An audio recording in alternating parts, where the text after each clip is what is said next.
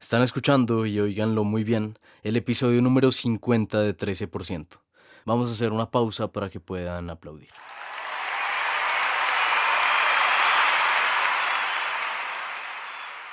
Como este es nuestro episodio número 50 y como estamos cerca de cumplir 3 años al aire, vamos a celebrarlo contando una historia bien 13%. Esta historia, la historia de Belia Vidal, la vamos a contar en 3 capítulos, pero antes que ruede la intro. Están escuchando 13%, un podcast en el que exploramos las historias de una minoría especial, esa que no odia los lunes ni espera impaciente a que llegue el viernes, las historias del 13%. Nosotros somos Andrés Acevedo y quien les habla, Nicolás Pinzón.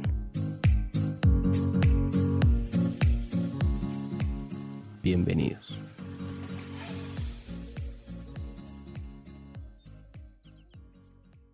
A mí me gusta acá grabar la lluvia, grabo... Sí, ahí tengo. Hay unas lluvias que parecen estáticas nada más, porque son tan fuertes.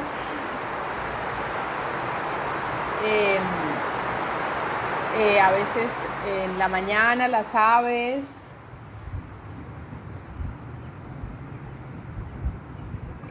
o cuando voy al mar, grabo el sonido del mar.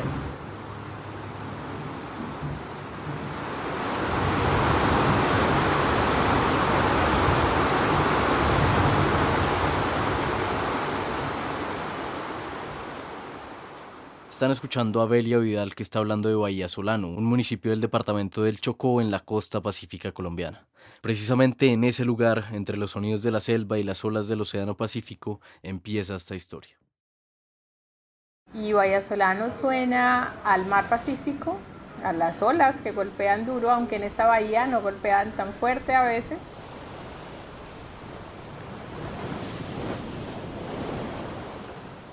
Capítulo 1. Los días más felices del universo.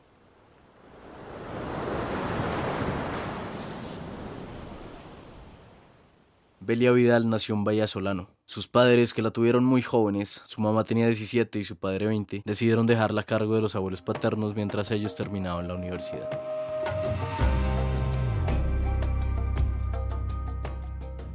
Esa primera etapa de su vida, en la que fue muy feliz, llegó a su fin cuando sus padres decidieron que Belia terminaría el colegio en Quibdó, la capital del departamento del Chocó. Una ciudad mucho más grande que el pequeño pueblo al que Belia tanto quería, pero en la que tendría una mejor educación. Yo me acostumbré desde muy pequeña, nos acostumbraron pues como a mandarnos en avión porque es muy cerca, o sea, son vuelos muy cortos. Entonces, pues me mandaba de aquí mi abuela y allá me recibía mi mamá. Entonces es como fácil, ahí recomendado con alguien vecino, porque pues no existía acá en esas épocas eso de mandarte recomendado y con la azafata y eso no existía. Entonces... El cambio fue duro para Belia, pues no solo implicaba separarse de sus abuelos, que eran casi sus padres, sino que también suponía desprenderse, así fuera transitoriamente, de esas playas en las que había sido tan feliz. Pero pues el compromiso era que yo estaba mientras estaba en las clases y luego simplemente estaba acá todas las vacaciones. Así fuera una Semana Santa o así fuera mitad de año o diciembre, todo el tiempo estaba acá con mis abuelos otra vez. Y pues en las vacaciones, sobre todo de fin de año, mi papá venía también de Bogotá, que él estaba estudiando en la universidad y entonces estaba pues acá con mi familia paterna, que éramos un montón, somos un montón, muy, muy unidos además, entonces eso era como un paraíso para mí porque tenía mucha gente con quien jugar y con quien ir al mar y eso. La dinámica de estudiar en Quibdó y regresar de vacaciones a Bahía Solano se volvió una constante. El que era su lugar de nacimiento se había convertido en el lugar en el que siempre quería estar, pero que por pragmatismo solo podía habitar durante breves periodos. Desde el momento en que se fue a vivir a Quibdó, Bahía Solano dejó de ser para Belia Vidal un dato biográfico y se volvió un anhelo permanente. Cuando tenía como 8 años, se me reventaron los oídos, los 2 oídos, los tímpanos, o 7. Yo me metí algo a los oídos, muy chévere, un poquito curiosa la niña. Y ya estaba próxima a salir a las vacaciones, entonces la médica le dijo a mi mamá que ella sugería que lo mejor era que yo no viniera para Bahía Solano porque yo no me podía meter al agua y pues iba a ser muy difícil acá. Si había hecho lo que había hecho con mis oídos, pues ya me imaginaba acá en Vallasolano. Y yo le dije a mi mamá que no, que yo le juraba que yo no me metía al mar, que yo se lo prometía, que mejor dicho, de todas las formas. Y a los 2 días viajé con el tratamiento y con todas las advertencias del mundo, una carta de mi mamá para mi abuela diciéndole que yo no me podía meter al mar, que por favor, que no me podía meter al agua, que no me podía bañar en el aguacero, porque acá bañamos en el aguacero y eso es lo máximo.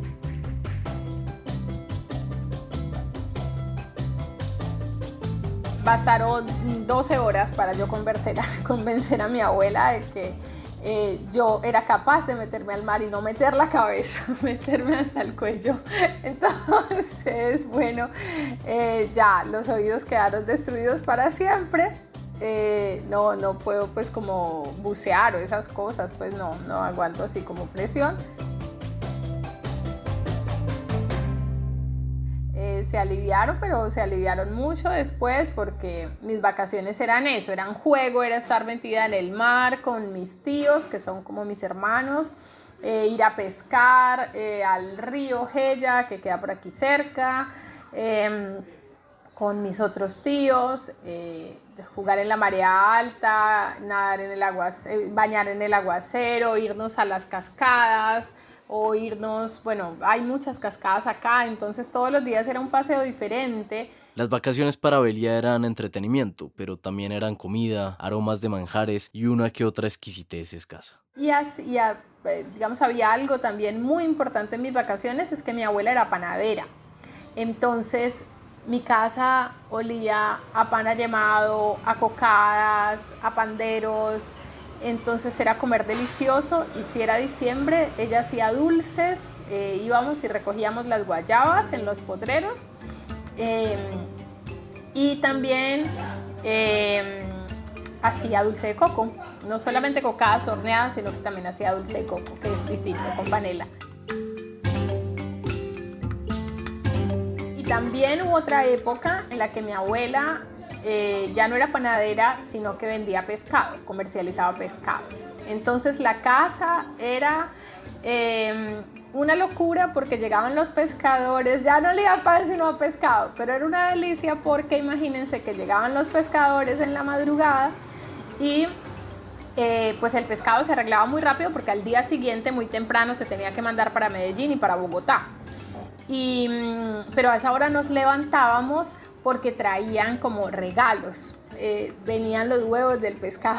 Entonces yo era feliz porque a esa hora preparaban huevos de pescado y era como un premio también. Entonces era una maravilla. Siempre pues la casa de mis abuelos fue una diversión. Eran los días más felices del universo.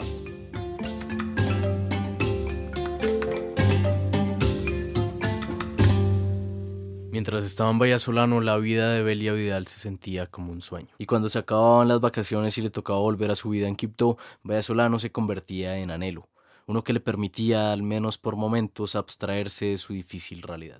Yo tengo 3 madres y definitivamente se comportan como 3 madres y tenemos una relación muy cercana con mis 3 madres, que son pues mi mamá Celia, que me tuvo, mi abuela Belisa, que es la mamá de mi papá, con la que crecí, y mi tía Ludis, que es la hermana mayor de mi mamá, que cuando llegué a Quibdó mi mamá vivía con ella porque mi mamá evidentemente estaba muy joven y estaba estudiando su universidad. Entonces vivíamos con mi tía Ludis y ella tiene 2 hijos que se convirtieron también en mis hermanos, Idier y Yajaira, y con ellos vivíamos en Quibdó, y pues era muy divertido, muy feliz.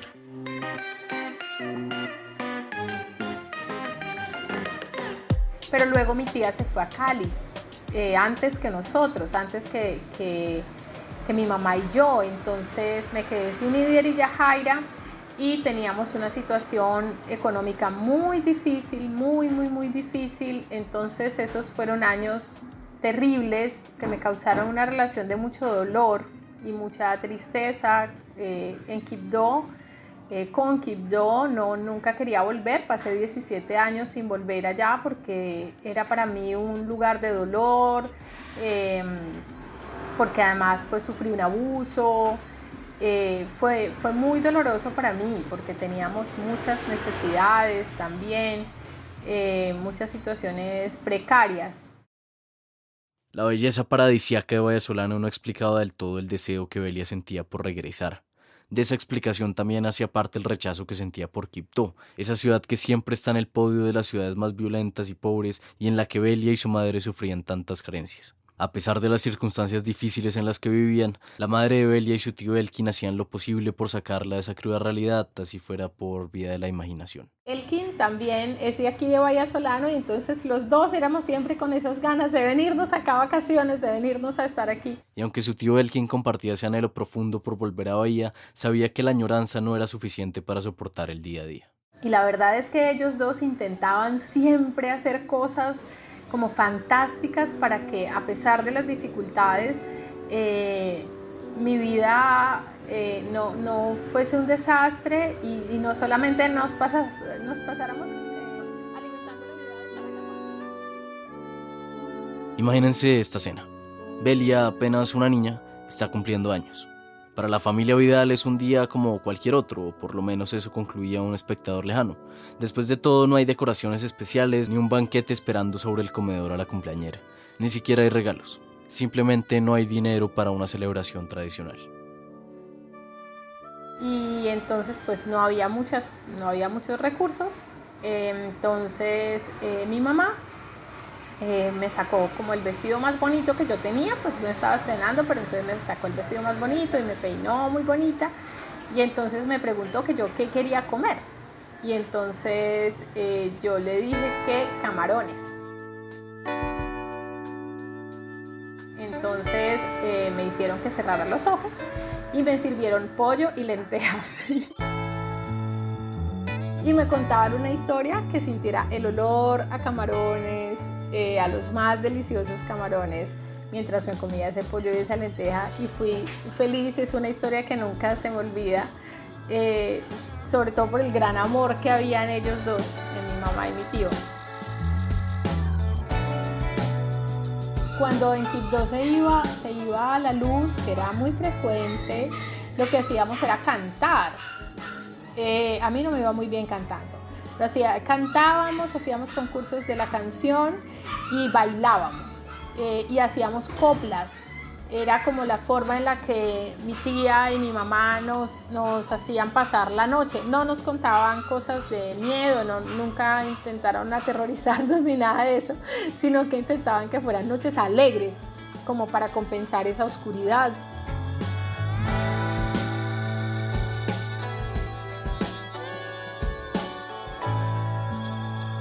Noches alegres para compensar la oscuridad, o como escribiría en su momento la poeta Elvira Sastre, frente al terror, siempre lo hermoso. Esa era la máxima que su madre y su tío aplicaron en esos años duros para mantener la alegría en el espíritu de Belia y por ahí derecho de los suyos. Esa misma máxima la incorporó Belia al punto que hoy puede reconocer la belleza en esa ciudad que tanto dolor le causó.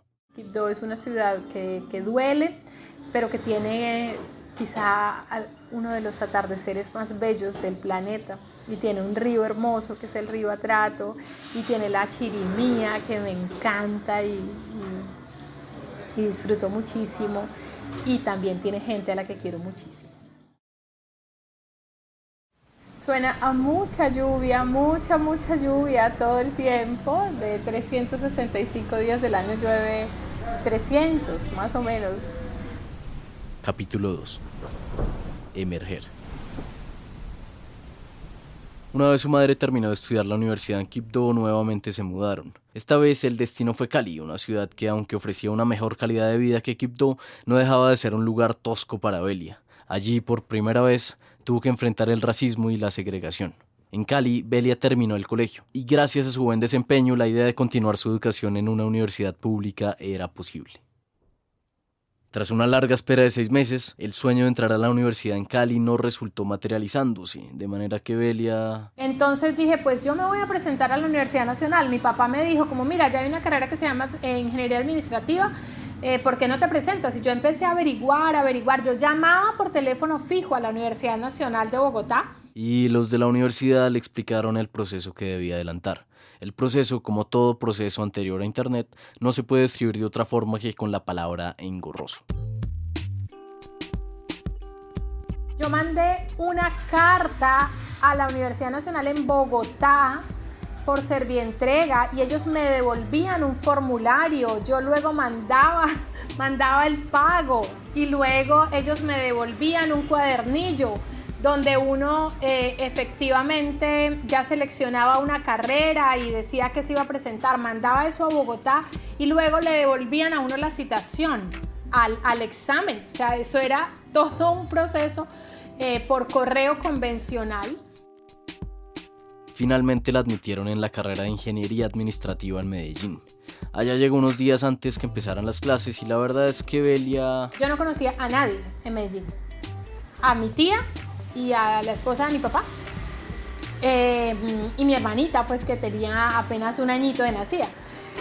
De resto no conocía a nadie, yo no conocía las rutas de buses, yo no conocía nada. Yo había ido un par de veces a vacaciones, pero no conocía nada. Sin conocer a nadie, pero con las ganas de abrirse camino en un mundo inexplorado, empezó a hacer amistades en la universidad y todo parecía que estaba saliendo bien, de no ser porque Belia no tenía nada que ver con la ingeniería administrativa. Su incompatibilidad con la carrera no solo la sentía ya por dentro, sino que era evidente para sus profesores. Todo el tiempo, desde el primer semestre, mis profesores me decían, como, ¿tú qué haces aquí? Tú no deberías estudiar esto. La primera vez que Belia Vidal se preguntó qué carrera estudiar, la respuesta vino fácil a su mente: comunicación social. Y es que Belia había hecho parte del periódico del colegio, era una aficionada a la lectura y además venía de una familia de cantantes y oradores, lo que le hacía pensar que en el uso de la palabra estaba a su ventaja. Aunque en principio la decisión parecía evidente, un argumento la disuadió de estudiar esa carrera. Bueno, no fue en realidad un argumento, fue más bien un prejuicio. No quiso entrar a comunicación porque no quería ser presentadora de noticias. Ahora, 4 semestres de ingeniería más tarde, se arrepentía de haberse precipitado a descartar esa carrera que la llamaba. Empezó a averiguar cómo podía pasarse a estudiar comunicación y llegó a la conclusión de que debía aplicar a la Universidad de Antioquia. Sin embargo, mientras surtía nuevamente el proceso de aplicación, le tocaba volver a Cali, lo que quería decir que su aventura en Medellín por ahora había llegado a su fin. 6 meses después, de vuelta a Medellín y lista para entrar a comunicación social en la Universidad de Antioquia, las circunstancias para Belia habían cambiado. Las condiciones eran duras, muy duras. Sí, muy duras. Me acogieron unos primos. Tenía que compartir la cama con mi prima, mi otro primo me daba un tiquete de metro a la semana y el otro me daba un aporte mensual para que yo comprara pues como mis cosas básicas. Entonces yo me hice un horario en la universidad para ir solamente 3 días a la universidad. Entonces yo me iba desde las 5 de la mañana hasta las 7 de la noche a la universidad, pero solo 3 días para los otros 2 días no tener que gastar pasajes, ¿sí? Entonces era bien difícil para mí, bien difícil para mí.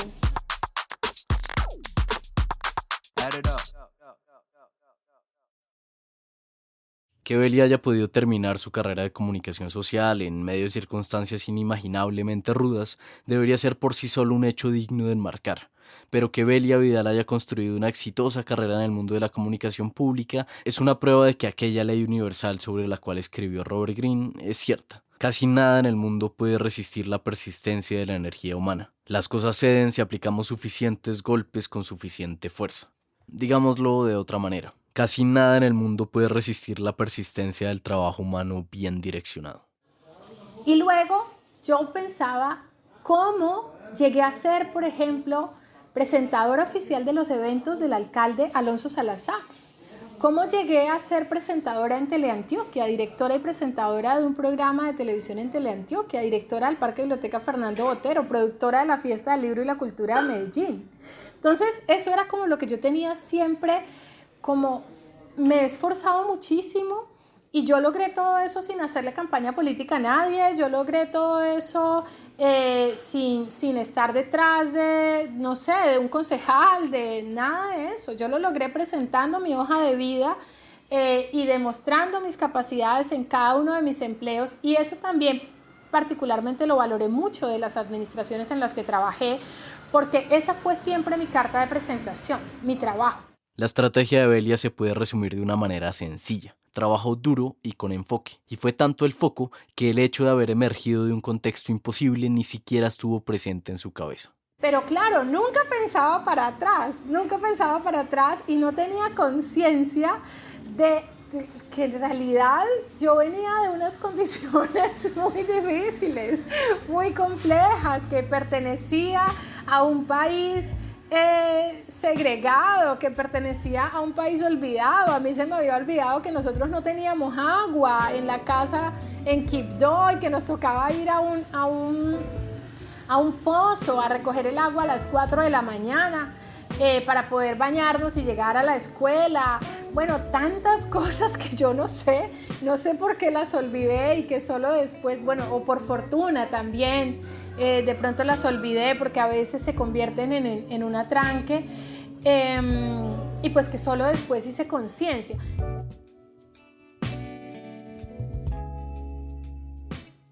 ¿Saben cuál es el problema? Que ustedes creen que esta es la típica historia de alguien que sale adelante a pesar de un contexto difícil. Lo que se les olvida es que a nosotros no nos gusta contar historias típicas y también probablemente se les olvidó lo que anunciamos al principio. Esta historia la vamos a contar en 3 capítulos y todavía vamos en el segundo de 3. Sigamos pues. Pero un día me diagnosticaron una enfermedad autoinmune que se llama enfermedad de Graves y eso coincidió con que me empecé a sentir como desubicada.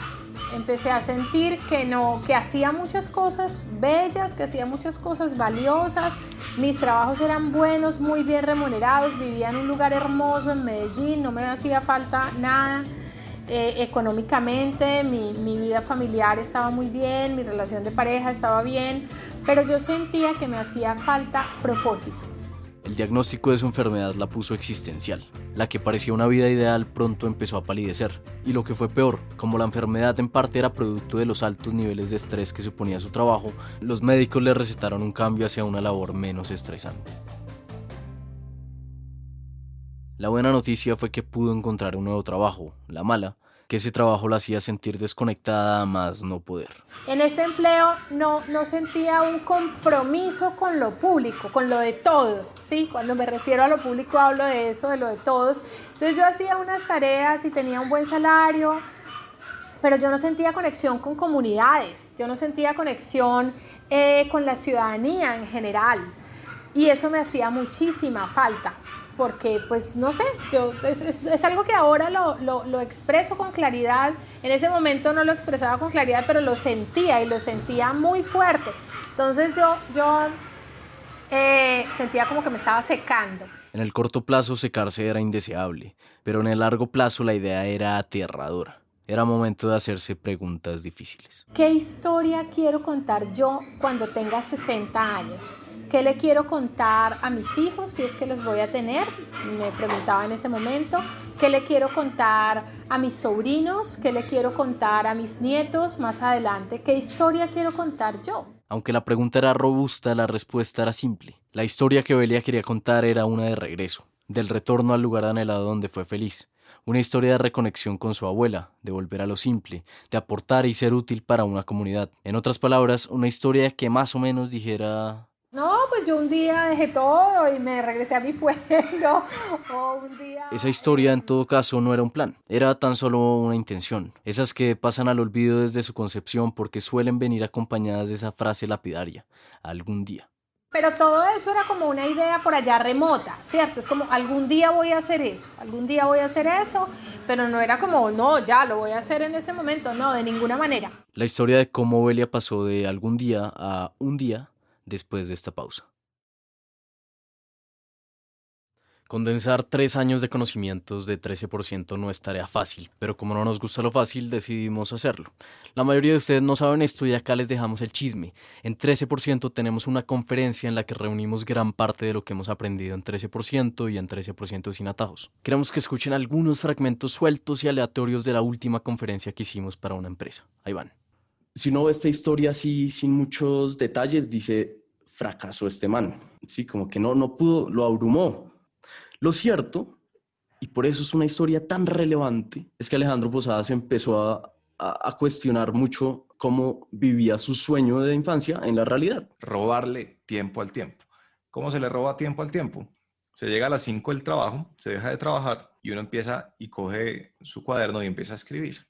Y empieza a escribir, y empieza a escribir. Y una vez escribe, uno empieza a mandar cuentos a que lo rechacen y lo rechacen y lo rechacen. Entonces a Jorge Franco lo rechazaban y lo rechazaban y lo rechazaban. Y era el momento para darse cuenta, Jorge, ya, quédate más bien en publicidad, no molestes más la vida. Este es el plot twist y es que vamos a hablar de Marx. Fue raro darse cuenta que Marx, en el siglo XIX, ya tenía una idea muy clara de la satisfacción del trabajo y de todos estos temas que estamos hablando. Y acuérdense que estamos hablando de creatividad como la capacidad de resolver problemas interesantes. Es decir, una visión amplia, no solo crear sobre un lienzo o crear una teoría increíble, sino también crear un proceso para que los de ventas estén más conectados con los de marketing y pueda haber una interacción más virtuosa para la empresa. De ese crear estamos hablando. Y ojo a la conclusión de la señora. De todas las cosas que pueden impulsar las emociones, la motivación y la percepción en el trabajo, la más importante de todas es la de progresar en una labor con sentido. Escríbanos por Instagram o por WhatsApp para que en su empresa puedan escuchar la conferencia completa.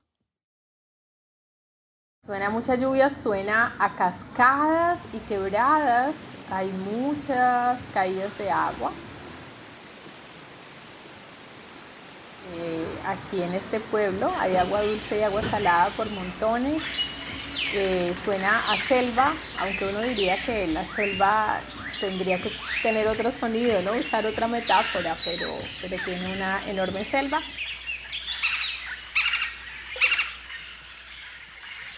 Capítulo 3. Volver. A Belia Vidal el diagnóstico de una enfermedad autoinmune la sacudió. La hizo replantearse su existencia, pero lo que verdaderamente la llevó a la acción fue la cercanía con la muerte. A la mamá de una de mis grandes amigas le diagnosticaron cáncer y le dijeron que se moría en 6 meses, y a otro amigo muy cercano le dio un infarto, y para mí eso fue como una explosión. Yo dije, pues, ¿quién dijo que yo voy a llegar a los 60 o a los 70 y voy a contar esta historia? Puede ser que me pase algo como lo que le está pasando a doña Rosalba o como lo que le está pasando a Miguel, y yo me voy a quedar aplazando eso que quiero contar. O sea, ¿qué voy a hacer? ¿Qué voy a hacer? ¿Qué quiero hacer? ¿Qué es lo que va a cargar de sentido mi vida? Y entonces renuncié así al empleo, renuncié nomás, o sea, así sin contarle a mi esposo ni nada. Y luego me dijo como, ¿qué hiciste? ¿Y qué vas a hacer? Yo no tengo ni idea, no tengo ni la menor idea de qué voy a hacer. La conciencia de su propia mortalidad bastó para que renunciara a su trabajo, pero que uno tenga claro cuál camino no es, no quiere decir que uno tenga claro cuál camino sí es. ¿Y qué hace uno cuando necesita respuestas? Obviamente va a donde un chamán.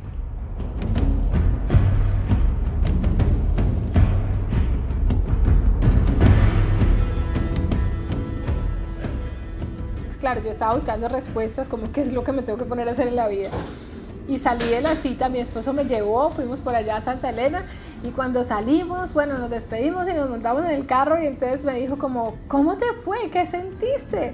Y yo le dije, nada. ¿Qué? Digo, ¿cómo no sentiste nada? Yo no sentí nada, no tengo ninguna respuesta. La cara de mi esposo es como inolvidable, es como no puede ser, o sea, pagamos todo esto, hicimos todo este viaje, y Belia sale de esa cita y dice que no sintió nada. ¿Qué es esto? ¿Qué vamos a hacer en la vida? La ausencia de un plan tenía a Belia paralizada, simplemente no sabía por dónde arrancar. Ante eso, su esposo, un buen día, puso una idea sobre la mesa. Tal vez lo que le hacía falta era decidirse, resolverse. Y así no fuera clara la ruta a seguir, pues por lo menos la certeza del rumbo los ayudaría a empezar a moverse. Él me dijo como, bueno, ¿y si nos vamos para Vallasolano de una vez? Y cuando él dijo eso, para mí fue como una epifanía.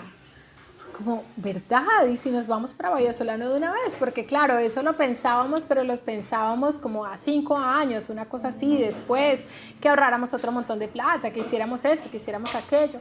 Tomar la decisión con ese nivel de determinación convirtió lo que era una intención en un plan concreto de acción. Y llegamos a nuestra casa y nos pusimos a hacer cuentas, a revisar cuánto nos costaría la vida acá, cómo sería, qué nos podríamos dedicar, qué podríamos hacer. Y ahí nació, eso fue un 16 de mayo Y ese mismo día compramos un tiquete aéreo y el 3 de julio yo estaba aterrizando acá por primera vez en la vida sin un tiquete de regreso, por primera vez, por primera vez en la vida sin un tiquete de regreso, porque desde que me mandaron la primera vez a Quibdó, pues siempre me mandaban acá de vacaciones, pero tenía tiquete de regreso.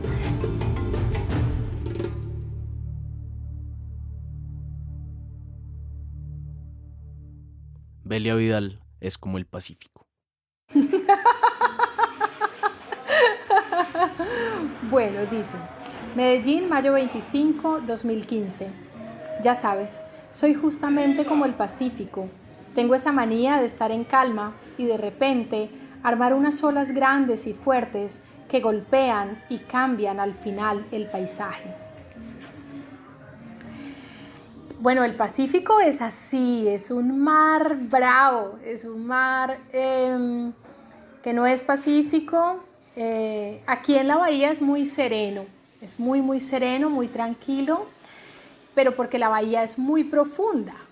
Pero mientras tú ves esa serenidad, está pasando de todo y sales un poquito de la bahía y las olas son enormes y de repente en un instante pasas de una bellísima calma a unas olas que te golpean y que exigen ser un navegante muy hábil. Lo que yo no soy, por ejemplo. Entonces esas olas cambian el paisaje completamente y lo que pasó conmigo fue eso. En las profundidades de la vida de Belia Vidal, aparentemente serena, se venían fraguando unas olas que iban a cambiarlo todo. El mismo mar, la misma profundidad, pero un paisaje distinto, unos intereses distintos, unas preocupaciones distintas. Eso fue lo que siento que pasó. Claro, esto de dejar todo lo que tenía ya, mi casa cómoda, mi espacio cómodo, una vida además como muy bien calculada, ¿no? Mi esposo me recogía, me llevaba, el fin de semana estábamos con los amigos, visitábamos a Janet o íbamos a comer a tal parte o salíamos a pasear a un municipio cercano, no sé, todo era como muy bien hecho, como muy bien armado, como esta bahía cuando está serena, pero luego te das cuenta que falta algo por dentro, que una pieza no está bien, no está completa y eso lo desarma todo.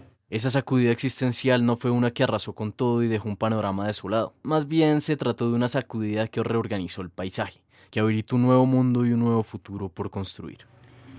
Pero lo desarmó para rearmarlo, lo desarmó para llenarlo, no sé, para llenar lo que estaba vacío, pienso yo. Claro, yo no tenía idea de qué iba a hacer, pero sí tenía idea de qué necesitaba. Quizá esa es una buena forma de explicarlo. Aunque no tenían claridad absoluta sobre los siguientes pasos, Belia y su esposo sí tenían cierta imagen mental de cómo se iba a ver su vida.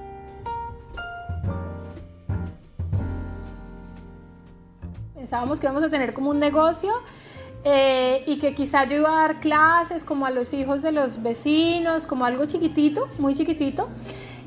Y pues que nos íbamos a ocupar de nuestra casa sostenible y que yo me iba a ir en bicicleta a ver a mi abuela todos los días, era un poco así como esa idea. Entonces yo en mi regreso al Chocó fui muy afortunada porque pues yo primero no hice nada, ¿sí? Solo estaba en la casa de mi papá y mis tías me llevaban la comida porque estaba enferma también, ¿no? Y no tenía muchas fuerzas. Entonces observaba, fue un tiempo hermoso porque escuché y observé muchísimo. Y eso es fundamental. Sin ese tiempo de observación, sin ese tiempo Después de años de trabajo intenso, en los que su principal herramienta de trabajo era la palabra y su voz, su regreso al Chocó le abrió un espacio de silencio y de escucha. Un tiempo para estar atenta a lo que sucedía a su alrededor. Fue una época llena de lecturas que la impactaron, como El diario del Alto de San Juan y Del Atrato por Eduardo Coty.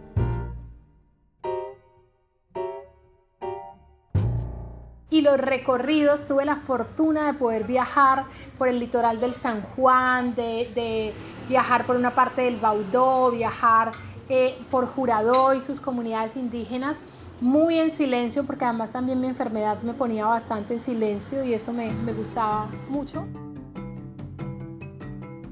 Y observé cuando estaba en una comunidad en Juradó que usaban los motetes, que es como les decimos acá, esos canastos, para todo. Había motetes para echar la basura, motetes para el arroz, motete para los plátanos, motete para todo. Y pues son canastos tejidos y me pareció bellísima la metáfora. Contenidos, o sea, tejidos que contenían cosas. Eso me pareció muy lindo. Entonces yo dije, ay, lo que sea que yo vaya a hacer se va a llamar motete. El nombre era un buen comienzo, pero todavía faltaba mucho por hacer. En su observación se dio cuenta que la mayoría de fundaciones y organizaciones sociales que trabajaban por el Chocó se enfocaban en satisfacer las necesidades básicas de la gente. Repartían mercados y ropa, por ejemplo. Belia, que siempre ha creído en el poder de los libros y la cultura, sentía que esas también eran necesidades básicas por cubrir. Entonces lo que veía es que estábamos muy ocupados de llenar los potetes, son los canastos, las catangas, de llenar la vida con comida para el cuerpo. Y nos faltaba llenarlo con comida para el alma. Y en ese momento llegó también a mí un texto de Federico García Lorca, cuando llegó mi trasteo, por fin. Mi esposo se demoró 1 año y medio en venirse de Medellín, imagínense, me despachó y después casi no se viene. Le tuve que poner un ultimátum. Le dije, o tú te vienes a Quibdó o resolvemos algo de este matrimonio. Arriado por un ultimátum a punto de expirar, el esposo de Belia por fin cumplió con el prometido viaje al Chocó y trajo un libro del poeta Federico García Lorca que articulaba lo que Belia venía tramando en su mente. Esto es lo que decía. No solo de pan vive el hombre. Yo, si tuviera hambre y estuviera desvalido en la calle, no pediría un pan, sino que pediría medio pan y un libro. Para Belia, los libros no son apenas objetos que contienen información, ni tampoco objetos que nos permiten entrar en contacto directo con las mentes más lúcidas de la historia.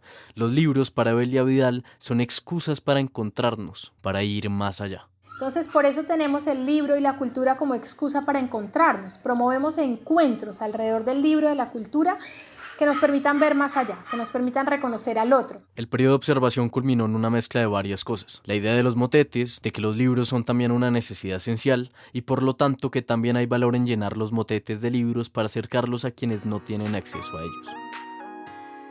El alivio que sintió Belia de por fin tener claro a qué se iba a dedicar fue pasajero, y es que la claridad suele venir acompañada de la conciencia de los retos que todo proyecto implica, y más cuando a uno le da por sacar adelante un proyecto en un contexto tan complejo y difícil como el Chocó. Pues, ¿qué importaba que fuera el Chocó? ¿Qué importaba? Pensábamos nosotros, imagínate, ¿qué importaba que el internet fuera pésimo? ¿Qué importaba que no hubiese, que la energía se fuese muchas veces, que a veces se cayera la señal del celular 3 días? ¿Qué importaba? Por Dios, ya sabemos todo lo que eso significa en el desarrollo de estas comunidades, ¿cierto? Entonces no teníamos esa claridad, no sabíamos lo difícil que significaba sacar adelante una empresa, una organización en este contexto. Sí, no teníamos ni la menor idea.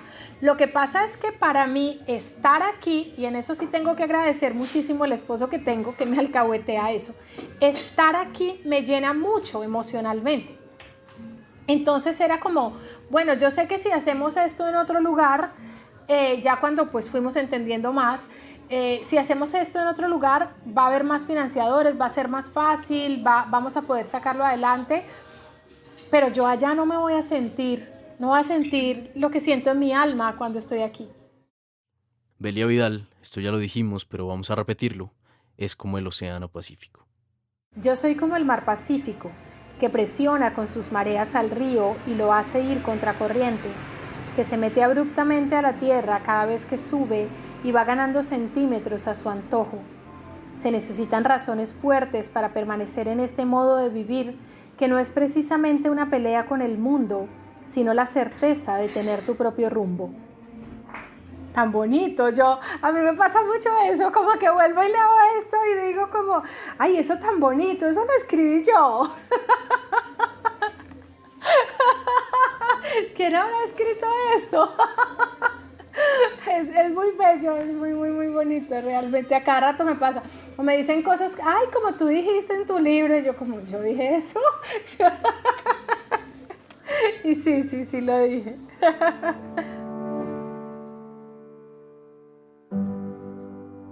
Cuando uno encuentra ese rumbo, que menciono en ese último párrafo, hay que resistir para mantenerse en él, sobre todo si ese rumbo no es fácil, pero está cargado de sentido. Y lo que yo termino haciendo acá es primero dedicarme a servir, porque eso es lo que hago. Me di cuenta que me encantaba servir, que lo disfruto mucho y me encantaba encontrarme con los otros alrededor de la lectura y de la cultura. Y me encantaba ser gestora de esos espacios para el encuentro, pero claro, pues es, en resumidas cuentas, es como elegiste ser gestora cultural, es decir, elegiste tener problemas económicos en cualquier lugar del mundo, porque eso no es fácil en ningún lugar. Y pues todo el mundo te va a decir, con esa hoja de vida, con toda esa historia que tienes, con toda esa formación que tienes, con todo lo que lograste, y entonces tú dejas todo eso para encaminarte a algo que es difícil de sostener, que es difícil de sacar adelante, a pesar que enriquece tanto la vida y enriquece tanto a los otros, y quizá le dé la posibilidad a muchos niños y niñas, o a otros niños y niñas que son como era yo en ese momento y no lo sabía, ¿cierto? Y que probablemente no tienen, como yo no lo tenía, una biblioteca a la mano, y que no tienen la idea de que pueden conquistar otras cosas como yo pude hacerlo.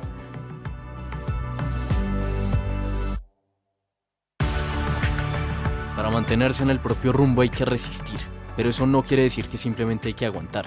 Resistir también es encontrar la manera de hacer posible el propio rumbo. Resistir en ese sentido es trabajar a pesar de todo. Para Belia Vidal, resistir le ha significado modificar el propio entendimiento de hacer trabajo social. No porque se tratara de un trabajo de alto impacto social, tenía que ser una obra de caridad. Y entonces, no por eso yo tenía que tener condiciones indignas, y no por eso yo tenía que dejar de aspirar a tener ingresos suficientes y dignos. Entonces tuve que entender y aprendí que mi trabajo tenía un valor enorme, tiene un valor social enorme, y por lo tanto tiene un valor económico enorme también.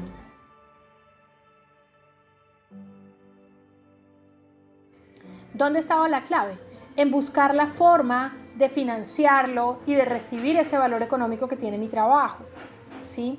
Recibimos el apoyo de distintos amigos que nos ayudaron a ver esos caminos, y así fue como llegamos a la Fundación Sura, y así fue como llegamos a la Fundación Tinker, que son aliados que creen en esto que nosotros hacemos, que creen en el valor de esto que nosotros hacemos, y entonces dice, vamos a invertir aquí, vamos a invertir en esto que ustedes hacen para que ustedes puedan hacerlo en las condiciones que se lo merecen, en las condiciones que corresponden, ¿sí? La historia que Belia está escribiendo en estos momentos se separa de la resistencia romántica y le abre lugar a una resistencia práctica. De modo que resistir no es solamente decir, yo me mantengo en esto, yo lo hago en condiciones precarias, yo lo hago sea como sea, sino que resistir es entender el valor de lo que hago y por qué tengo que buscar que eso que hago sea viable y sea sostenible.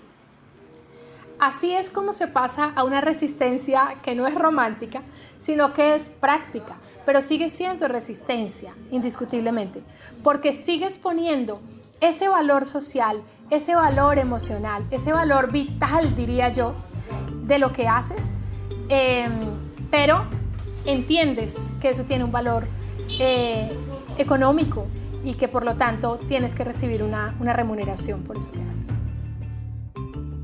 Belia Vidal es fundadora y directora de la Corporación Educativa y Cultural Motete. También es autora del libro Aguas de Estuario, cuyos pasajes se escucharon durante el episodio y que pueden conseguir en nuestra librería preferida books.co, bukz.co. Belia vive con su esposo y buena parte de su familia en Vallasolano, un lugar que suena a lluvia, a olas y a selva. pero que sobre todo... Y pues suena también a mucha música, vallenato, mucha música típica panameña, algo de salsa y rucas, que son como, no sé, como un tipo de alabados, podríamos decir, pero es un canto propio. Mucha música todo el tiempo también.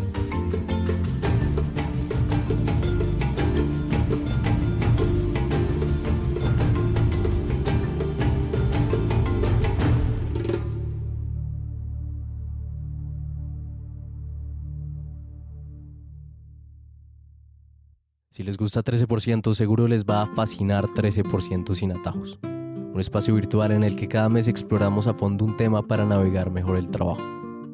Para inscribirse a 13% sin atajos es muy fácil. Visiten 13%.com/atajos, escrito todo en palabras, o también pueden pedirnos el link de inscripción por WhatsApp o Instagram.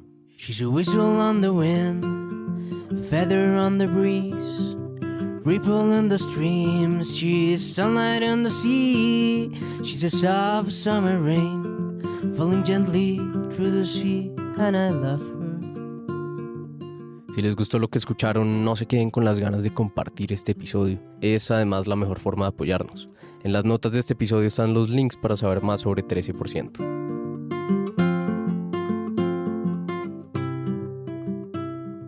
Este episodio de 13% fue producido por Andrés Acevedo y por mí, Nicolás Pinzón.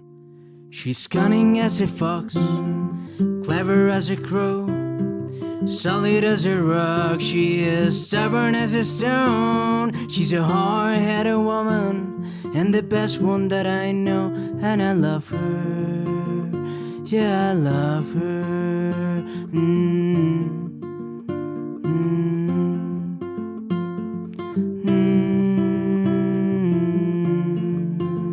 Como siempre, muchas gracias por escucharnos y hasta la próxima. She's cunning as a fox, clever as a crow, solid as a rock, she is stubborn as a stone. She's a hard-headed woman, and the best one that I know, and I love her.